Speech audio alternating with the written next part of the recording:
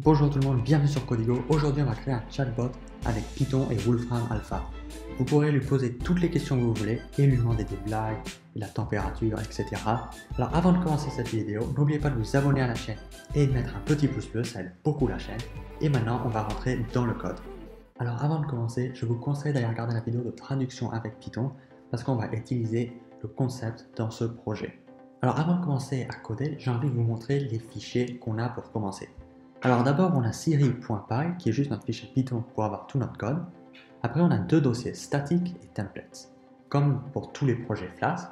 Alors dans templates, on a Home qui est juste le code HTML de notre site. Alors comme vous voyez là, il s'appelle Siri et il va avoir du texte, Codigo Chat, un chatbot. Et après, on a questions-réponses qu'on va devoir modifier ici pour mettre les questions et les réponses qu'on pose. Et après, on a un peu de JavaScript pour faire que ça nous montre le dernier message en premier. Et après, bien sûr, on a le CSS qui va faire le design du site web. Et le CSS a été pris de Matt Smith à ce lien de CodePen parce que j'ai bien aimé le design et c'est un design iMessage. Alors voilà. Alors maintenant, on va pouvoir commencer. Alors premièrement, il faut importer tous les modules desquels on aura besoin. Alors d'abord, on va faire from Flask import Flask, request, render template. Alors voilà, ça c'est pour le Flask.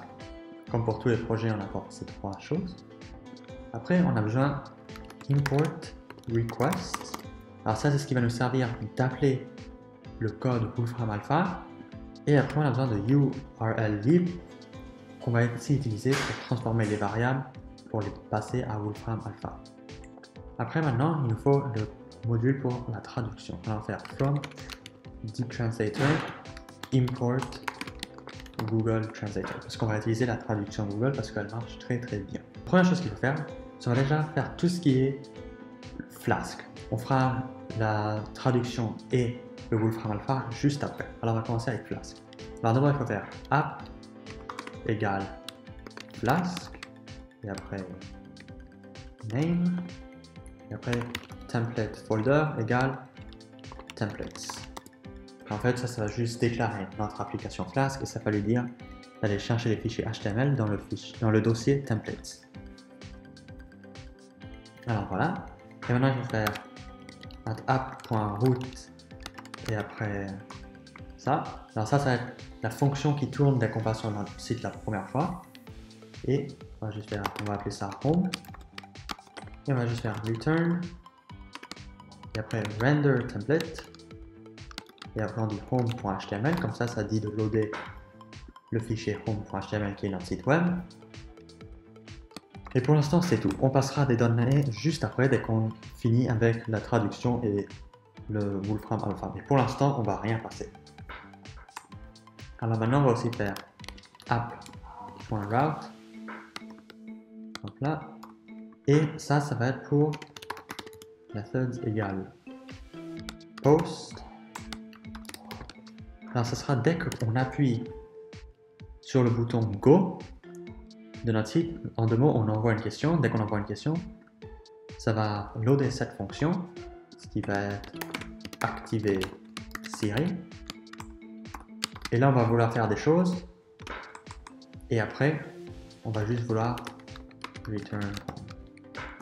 Parce qu'au final, tout ce qui va se passer sur notre page home.html. Et alors là, dans cette fonction, on va devoir utiliser Wolfram Alpha et la traduction Google. Mais pour l'instant, on fera ça après. Et après, dernièrement, on a besoin de if name égale main. Voilà, on va faire app.run. Alors voilà. Alors on a deux fonctions. La fonction dès qu'on n'a rien rentré en question, et après dès qu'on pose une question, ça va activer Siri. Il va avoir du code pour appeler Wolfram Alpha et la traduction. Et après, ça va nous rendre notre site web. Alors maintenant qu'on a fini avec Flask, on peut commencer avec Wolfram Alpha. Alors nous voici sur le site web Wolfram Alpha. Et ce qu'on va utiliser, c'est le Conversational API. Et en fait, c'est juste un API qui nous laisse faire comme si c'était une conversation. Par exemple, dès qu'on pose une question, ça va nous répondre. Et après, on va pouvoir reposer une question sur le même sujet sans avoir à tout redire.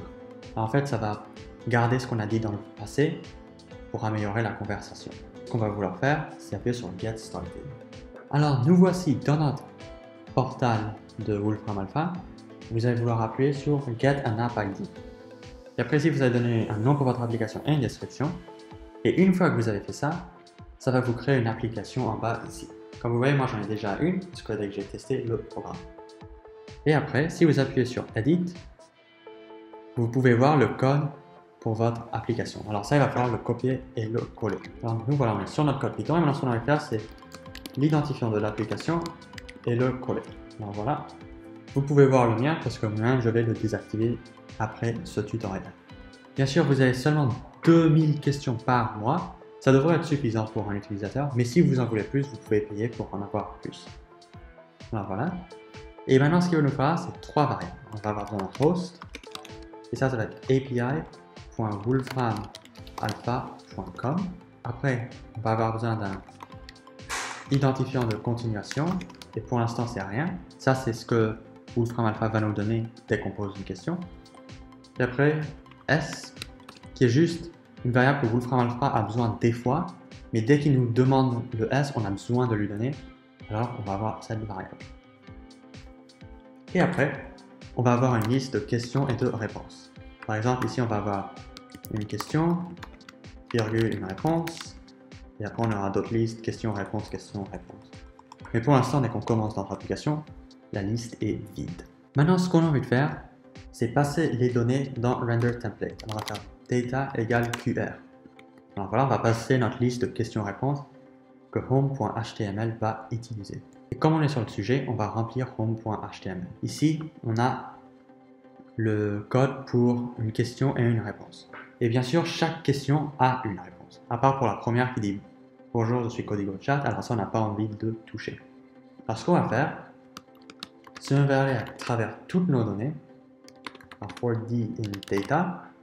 Et si vous vous rappelez, data, c'est la liste QR. Et après ici, ça va être and4. Voilà. Et là, on a envie, au lieu de mettre question, on a envie de mettre la question qu'on a posée. Alors ça va être D à 0. Et après la réponse, ça va être D à index 1. Parce que bien sûr, la liste, c'est une liste avec question-réponse. Et alors chaque D, ça va juste être une question et une réponse. Alors voilà. Alors voilà, maintenant on a fini avec home.html et on n'a plus besoin de toucher ça jusqu'à la fin. Maintenant, avant de continuer, j'ai vite fait envie de vous montrer le site web. On va faire Python 3 Siri.py. Et voilà, là ça nous donne un lien, on va le copier. Alors voici, nous voici sur Chrome et maintenant on va coller notre site. Et comme vous voyez, ça dit un chatbot implémenté avec Wolfram Alpha et Python. Et pour l'instant, on n'a aucune question parce que notre liste est vide, alors il n'y a rien. Et si on pose une question, par exemple on écrit bonjour, il n'y a rien qui se passe parce que bien sûr notre fonction activer Siri n'est pas programmée pour l'instant. Alors maintenant, on a envie de remplir la fonction activer Siri. C'est la dernière chose qu'on a à faire. Alors, on va commencer par écrire global condition identifier host et s. Comme ça, ça va nous dire d'utiliser ces variables au lieu de variables locales. Donc voilà, assez simple pour l'instant. Alors maintenant, on a envie d'aller chercher la question. On va faire question égale request.form et après on va mettre question. Et alors pourquoi est-ce que ça marche? Parce que si on va dans home.html, dans notre form, le nom du truc s'appelle question. C'est-à-dire que dès qu'on veut aller chercher la question, il faut juste aller chercher question. Maintenant, on a envie de passer la question à Wolfram Alpha. Bien sûr, on va vouloir la traduire, mais pour l'instant, on va juste faire les trucs Wolfram Alpha. On fera la traduction juste après. Alors, ce qu'on va faire, c'est if condition identifier. Alors là, si cette variable est vraie, on est obligé de la mettre dans le lien.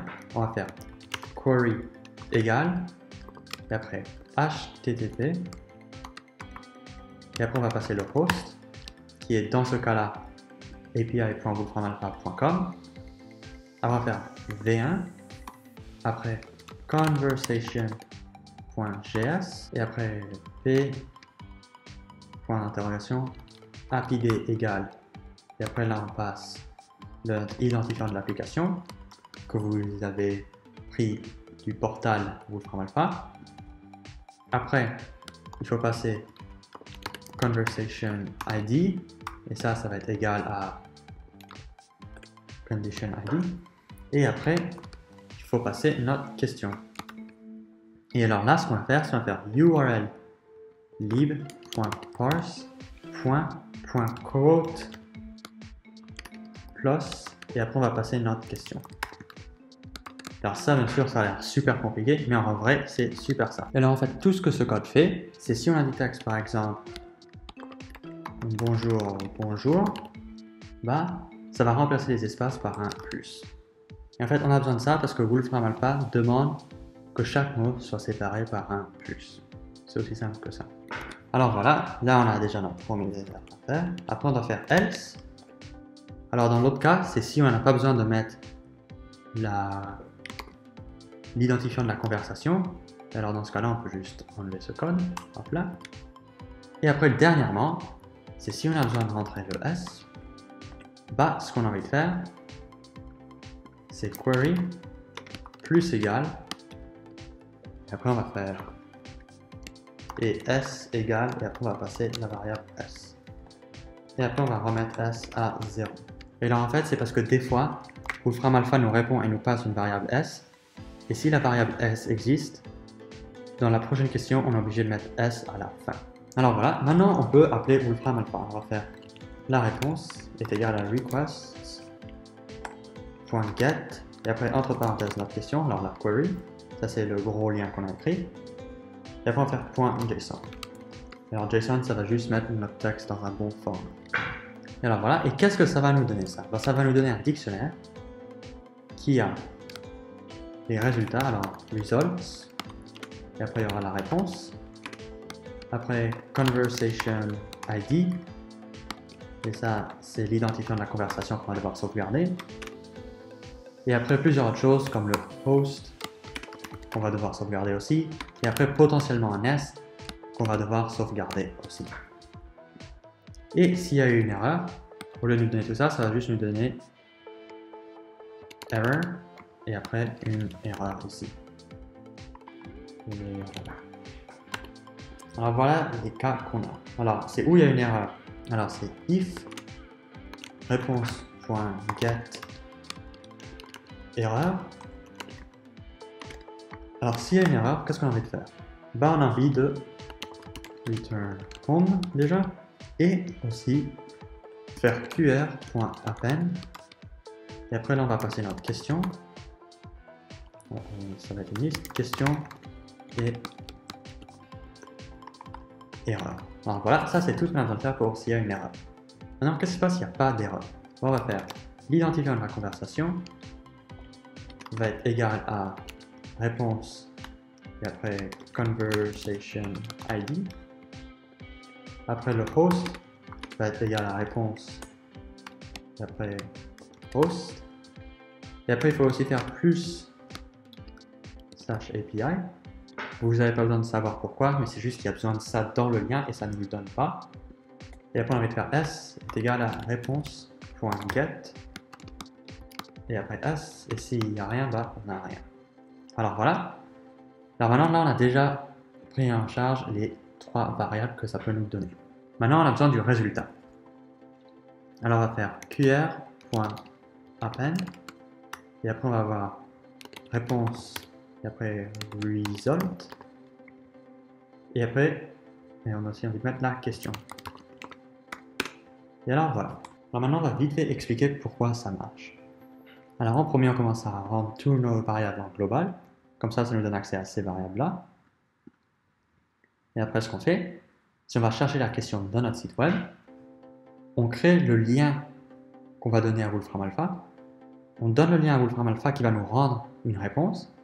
Alors, il y a où la réponse c'est une erreur, et dans ce cas-là, on va dire à l'utilisateur qu'il y a eu une erreur, ou on a une réponse. Dans ce cas-là, on va sauvegarder les 3 variables qu'on va devoir donner dans la prochaine question, et on rajoute notre question et notre réponse. Alors tout ça c'est bien, Mais maintenant, on a besoin de rajouter de la traduction. Et la raison pour ça, c'est que Wolfram Alpha marche très mal en français. Alors ça marche surtout en anglais. Alors ce qu'on va faire, c'est qu'on va convertir toutes nos questions en anglais. Et comme ça, on les passe à Wolfram Alpha en anglais. Et après, Wolfram Alpha va nous répondre en anglais et on va traduire en français. Et comme ça, on aura des meilleures réponses à toutes nos questions. Alors pour faire ça, c'est très simple. On va créer déjà une variable temporaire. Voilà, QRTemp. Et voilà. Et après, on va rajouter la question. .append question. Et en fait, ça, c'est ce qu'on va rajouter dans la liste questions-réponses. C'est juste que là, on l'utilise, on crée une liste temporaire. Et après, ce qu'on va faire, c'est question égale Google Translator, entre parenthèses source, alors dans ce cas-là, c'est du français, target, et dans ce cas-là, c'est de l'anglais, et après, .translate, question. Voilà, aussi simple que ça, ça va traduire notre question en anglais. Et alors comme ça, maintenant, dès qu'on la passe dans le lien, la question sera en anglais. Alors maintenant, on a envie de faire la même chose pour la réponse. Alors ce qu'on va faire, c'est on va faire réponse égale Google Translator, entre parenthèses source, cette fois-ci c'est de l'anglais, target égale le français, .translate, et là on va passer réponse, résultat. Voilà, alors ça va traduire notre réponse en français. Et alors là, on va faire QRTemp.append réponse. Et là, au lieu de faire ça, on va juste faire QRTemp. Et on va aussi faire la même chose dans ce cas-là, on va faire QRTemp.append erreur. Et là, on va faire QR.append QR temporaire. Et alors voilà, là normalement c'est tout le code selon lequel on a besoin. Alors tout ce qu'on a rajouté, c'est que ça va traduire notre question en anglais. Comme ça on pose la question en anglais et on a une meilleure réponse. Et après on traduit la réponse en français. Alors maintenant on peut tester notre code. On va faire Python 3 Siri.python. Alors bien sûr ça va nous donner un lien. Alors voilà, maintenant si on met le lien, ça nous donne notre site web. Alors on va déjà faire un bonjour. Hop là. Et comme vous voyez, ça nous répond bonjour humain. Alors maintenant on va faire raconte-moi une blague. Et ça nous donne une blague. Et bien sûr, ces blagues-là vont pas toujours être marrantes parce qu'elles sont traduites d'anglais. Et en anglais, ils utilisent probablement des mots qui font que la blague soit plus marrante. Alors maintenant, on va poser une question. Qui est Elon Musk? Alors voilà. On dit Elon Musk, il est né, blablabla. Alors voilà, ça nous répond. Et là, on va mettre d'où est-il? Et après, ça répond Elon Musk est né en Afrique du Sud. Et comme vous avez vu, là, on n'a pas dit Elon Musk, mais ça s'est rappelé qu'on avait posé une question d'Elon Musk. Et ça, c'est le pouvoir du Conversation API. Et alors voilà, et maintenant vous pouvez continuer à poser des questions, par exemple, température à Paris. Voilà, la température à Paris est de 11 degrés Celsius. Et voilà. Alors voilà, maintenant on a créé un chatbot avec Python, Wolfram Alpha et Flask. Bien sûr, si vous avez aimé, n'oubliez pas de laisser un petit pouce bleu et de vous abonner à la chaîne. Bien sûr, le code sera dans la description. Si vous avez des questions, n'oubliez pas de les poser dans les commentaires. Je répondrai à tous les commentaires. Et si vous avez regardé jusqu'à la fin, mettez un commentaire en disant Codigo Chat. Voilà, si vous avez regardé jusqu'à la fin, mettez Codigo Chat dans les commentaires. Et alors voilà, et bien sûr, si vous pensez qu'un de vos amis aimerait cette vidéo, n'oubliez pas de la partager, ça aide beaucoup la chaîne, et je vous verrai dans la prochaine vidéo.